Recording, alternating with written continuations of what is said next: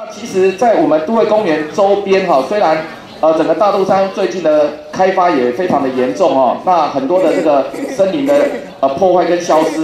那在我们都会公园的西侧的溪谷还保留了非常难能可贵的这个原生的森林那里面有很多特殊的物种。那我们今天就希望说，借着这个解说的活动，让我们的市民还有我们关心我们自然生态的朋友来认识一下到底我们现在目前在大肚山目前的这个原生的这个森林生态系的状况是什么，然后也来认识一下顺便认识一下台东都会公园现在目前的一个状况。外来植物现在目前是一个什么非常热门的大家很重视一个议题。大花咸丰草就在我们人类的破坏地这个地方它在生长，而且它已经取代了台湾原来的咸丰草跟鬼针，它是一个一个扩展性非常强的一个物种。那现在目前呢也像中高海拔一直在扩展，我曾经看到已经到海拔2500公尺那这是我在我成长的过程中就看着它在扩展。1980年才第一次记录说台湾有这个东西，野外有这种东西。到了2000年，已经你只要的荒废地的地方，全部到处都是它。那个时候只要海拔800公尺，现在已经拓展到2500公尺，一直在继续拓展中。那当然这个力量呢，是随着我们人类的开发、人类的破坏，产生了很多的破坏地、荒废地。我们这边大肚山的降生乡是民国93年才发现，说这边才有。那什么意思呢？比方说过去的所谓的学者都一直忽视这个地方，不认为我们大肚山有什么特殊的，可能会有什么特别的植物。那另外呢，我们从这降生乡分布就在南海的四周围中国南部、中南半岛、印尼、菲律宾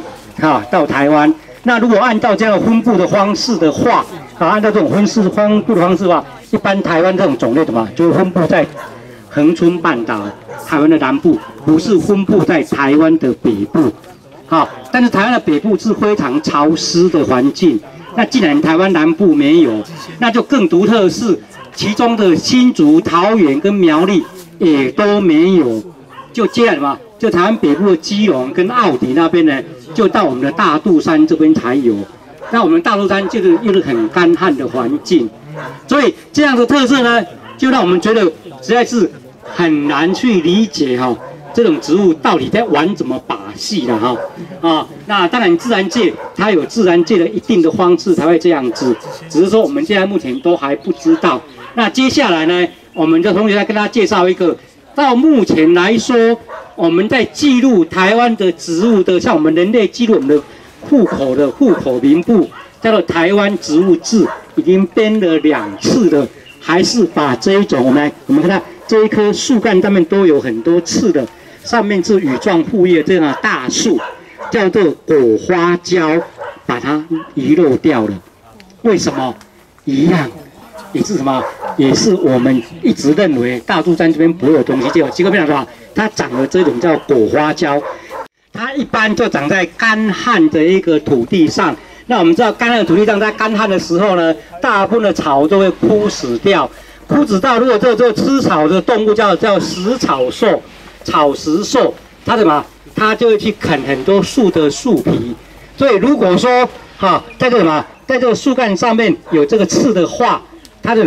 就不会被吃死掉就可以活下来。所以我们就会发现说，其实大部分有干旱地方，也就草都会枯死掉的时期的这个地方的树呢，一般能够活下来都要有刺，才不会被吃死掉那这是一个很独特的一个。那这种植物呢，全部生长在台湾西部这个丘陵地这个砾石层